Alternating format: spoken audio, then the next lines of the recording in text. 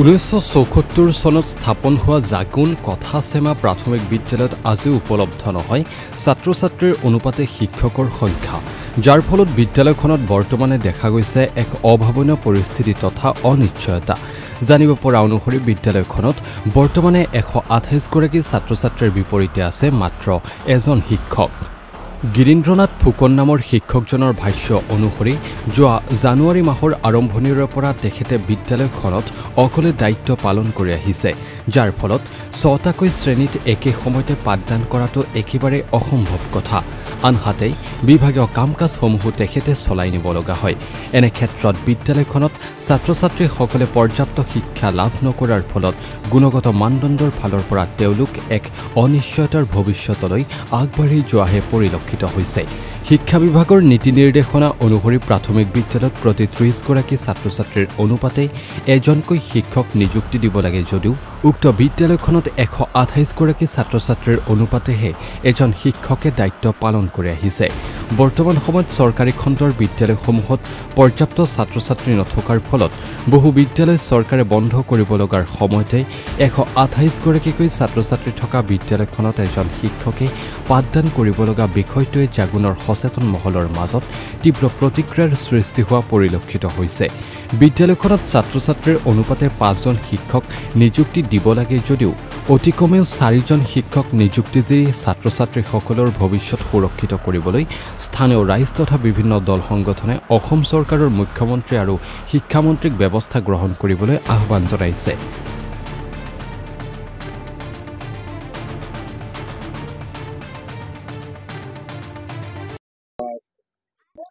আমাৰ এই কথাচেমা প্ৰাথমিক বিদ্যালয় যিহেতু বহুত পুৰণি বিদ্যালয় এই অঞ্চলৰ, এই স্কুলত এতিয়া শিক্ষকৰ অভাৱ, মাত্ৰ এজনে আছে।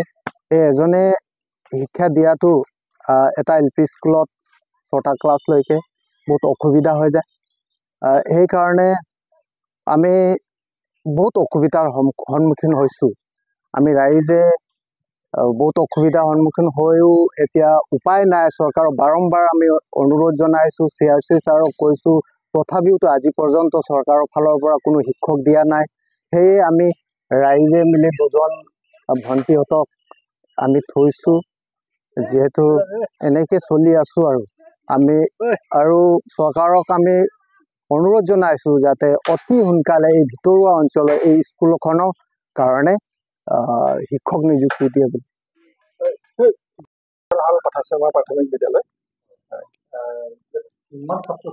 এতিয়া আমাৰ সৈতে 128 জন আছে। শিক্ষক চৰকাৰী বুলি ক'বলৈ মই অকলে একমাত্ৰ। প্ৰকৃততে 128 জন ছাত্ৰ ছাত্ৰী পাঠদান কৰে, এই ক্ষেত্ৰত আপোনাৰ কেনেধৰণৰ সুবিধাৰ কথাটো নাহে, একচুৱেলি অসুবিধাই হয়। 128 জন ছাত্ৰক তাতে 6টা ছেপাৰেট ৰুমত এজন শিক্ষকে সম্ভৱেই নহয় ক'বলৈ গ'লে। তো এইফালে 5 মিনিট এইফালে 5 মিনিট দৌৰ মাৰি ক্লাছ কৰিবলগীয়া অৱস্থা হয়। কিন্তু এতিয়া আমি সমস্যা সাংঘাতিক, কিন্তু তাৰ কাৰণে আমি অৱশ্যে বিকল্প হিচাপে আমি কমিটিৰ ফালৰ পৰা 2 গৰাকী শিক্ষক শিক্ষয়িত্ৰী মানে এইটো স্থানীয়ভাৱে আমি নিযুক্তি কৰি লৈছোঁ। তেওঁলোকৰ কমিটিৰ লগত কথা বতৰা পাতি তেওঁলোকৰ পৰা অকণমান যিহেতু সহায় হৈছে, অন্ততঃ চলাব পৰা এটা কণ্ডিশ্যন আমি আহিছোঁ। ক'বলৈ গ'লে তেখেততো ডেফিনেট নন টেনাৰ। তেওঁলোক আমাৰ ইয়াত স্থানীয়, মাত্ৰ আমি কমিটি আৰু ৰাইজৰ সহযোগত তেওঁলোকক 2 গৰাকী বাছি দিবলৈ ক'লোঁ। তেওঁলোকৰ স্বেচ্ছাসেৱকভাৱে আহিব লাগিব। তেওঁলোকে আহিছে আৰু কিবা এটা মাননি যিহেতু আমি দিবলগীয়া হয়, তেওঁলোকে দিনটো ইয়াত কষ্ট কৰে। তাৰ কাৰণে আমি সেইটো ৰাইজৰ পৰা অনুমোদন লৈ তেওঁলোকৰ পৰা এটা সাধাৰণ বৰঙণি এটা তুলি তেওঁলোকক আমি চলাইছোঁ। তাৰ বাকী যি হয় কেতিয়াবা পকেটৰ পৰা মিলাই হ'লেও দিবলগীয়া হয়। কিন্তু এইখন বিদ্যালয়ত কিমানগৰাকী শিক্ষকৰ প্ৰয়োজন আছে বৰ্তমান? এনেইতো আমাৰ যিটো নিয়ম হয় 30:1 হ'ব লাগে। 30:1 হিচাপে এতিয়া 128ত মই অকলে, তেতিয়াহ'লেতো 128:1 হৈ গৈছে। সেই হিচাপে আৰু এটলিষ্ট 4জন শিক্ষক আমাক লাগে। তো 4জন কম পক্ষত নহ'লেও অন্ততঃ 3জন মোক ধৰি 4জন অন্ততঃ হ'বই লাগে। নহ'লে সম্ভৱেই নহয় যে ভালকৈ পাঠদান কৰিব। আমাক এতিয়া চৰকাৰে কৈ থাকে গুণগত শিক্ষা দিব লাগে। তো গুণগতটো এনেকৈ শিক্ষাদানটো দিবলৈকে আমাৰ এতিয়া সমস্যা। তাৰোপৰি বেলেগ কামবিলাকৰ দায়িত্ববিলাক থাকেই। দৰাচলতে আপুনি এই ক্ষেত্ৰত যিখিনি জনাব লাগে, ধৰক আপোনাৰ চৰকাৰকেই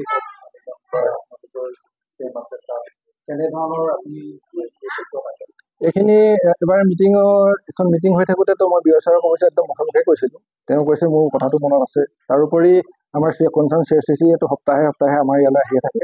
তেওঁৰ থ্ৰুদি আমি অফিচলৈ বাৰে বাৰে খবৰ কৰি আছোঁ। তেওঁ কৈ থাকে যে তথাপিও তেওঁক জবাব দিয়া হয় যে এইবোৰ আমাৰ হাতত একো নাই, যি কৰিব গুৱাহাটীৰ পৰা কৰিব, নতুন এপইণ্টমেণ্ট হ'ব, এটাচমেণ্ট আহিব, ৰেচনেলাইজ আহিব, পাব আপোনালোকে, এনেকৈ গৈ বাট চাই আছোঁ। আজি দুদিন গৈ আছে, আমি উপায়টো নাই।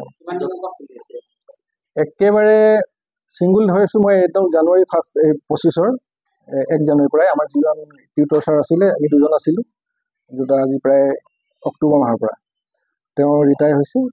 1 জানুৱাৰীৰ পৰা ক'বলৈ গ'লে সম্পূৰ্ণ অকলীয়াকৈ আছোঁ। এতিয়া 6 মাহ হ'ল আৰু। আহ্বান আৰু এইটো চৰকাৰলৈ এটাই আহ্বান, যিমান শীঘ্ৰে যেনেকৈ পাৰে অন্তত আমাক শিক্ষকে অন্তত প্ৰতিটো ক্লাছত নহ'লে অন্তত আৰু 3জনমান শিক্ষক আমাক যোগান দিয়ক, যাতে অঞ্চলটোৰ ভৱিষ্যতৰ কথা চিন্তা কৰি, ভৱিষ্যত প্ৰজন্মৰ কথা চিন্তা কৰি অতি শীঘ্ৰে যাতে ইয়াত ব্যৱস্থাটো আমাক কৰি দিয়া হয়।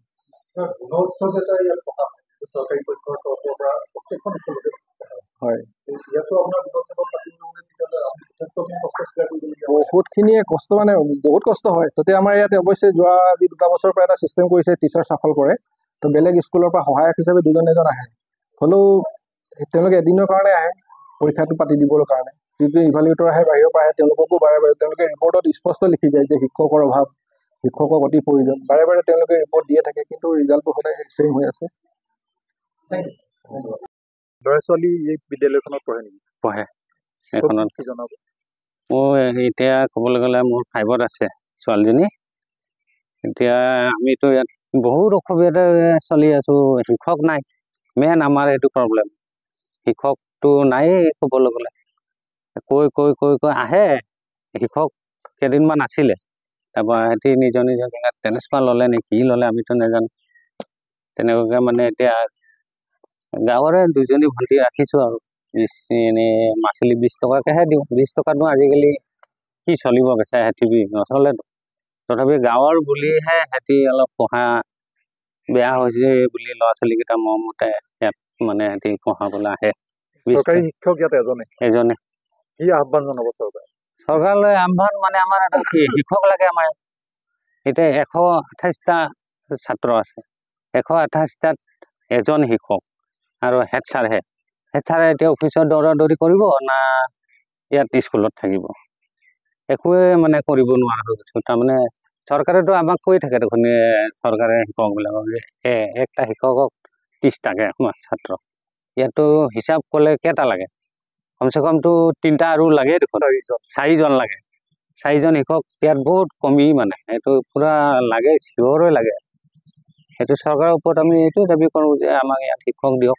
এইখনতো বহুত পুৰণীয়া স্কুল, এইটো ফাৰ্ষ্ট ইয়াত এইটোৱে স্কুল আছিলে। ইয়াৰ পৰা বহুত ল'ৰা ছোৱালী কিছুমান গৈ চাকৰিও পালে, ফৌজিও হ'ল। তেতিয়া দিনত, আমাৰ দিনৰ পৰা আমি ইয়াত কিজানি পইচা দি পঢ়া, এতিয়া আমাৰ ল'ৰা ছোৱালীও যদি এনেকৈ পইচা দি পঢ়িব লাগিলে কি হ'ব বাৰু। এইটো তেতিয়া দিনতো কথা বেলেগ আছিলে, চৰকাৰ স্কুল নহৈছিলে, ভেঞ্চাৰ আছিলে। এতিয়াতো চৰকাৰ হৈও যদি আমি এনেকৈ কৰিবলগীয়া হয়, তেতিয়া চৰকাৰে নিজে ভাবি চাব। ধন্যবাদ, মই ইমানে ক'লোঁ।